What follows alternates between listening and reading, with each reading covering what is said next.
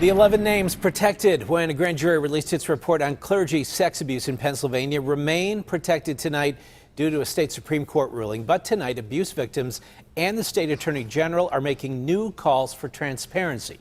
John Shumway is live with more. John. You know, Ken, the original grand jury report came out, and most of the priests in that report are public. The names are out there. But these 11 that remain protected, according to the victims, are salt in the victims' wounds. And they say they put a cloud over every priest in Pennsylvania. When the grand jury report came out, there were large sections blacked out, redacted, including the names of 11 people who have not been charged and wanted their names protected. Yesterday, the Supreme Court upheld those redactions. It is important that these redactions be undone. The state Supreme Court did us an injustice yesterday. Today, two former priests who are abuse survivors from their youth came to Pittsburgh, one from Erie, the other from New Jersey, to call for a lifting of all secrecy.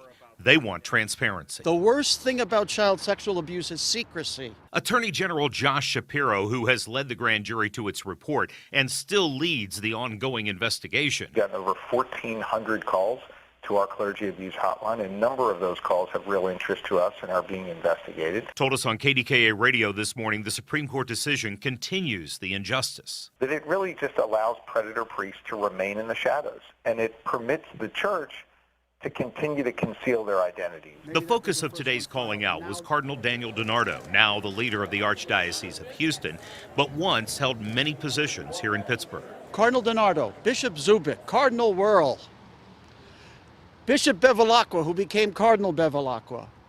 All of these people who pledged secrecy in various levels of their episcopacies, of their hierarchy.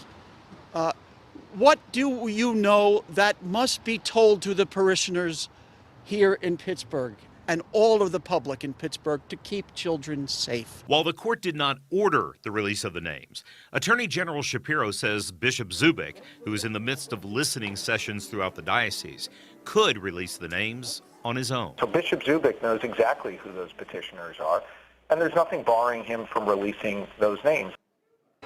Walk sign is on to cross. Yeah, but the Pittsburgh Diocese takes issue with that statement. In fact, in a text message that I got within the past hour, the Pittsburgh Diocese says since the diocese was not a party to the appeals, we do not know where the 11 are from. Now, coming up new at 6, more information about why the two priests came to Pittsburgh and why they are taking shots at Cardinal DiNardo.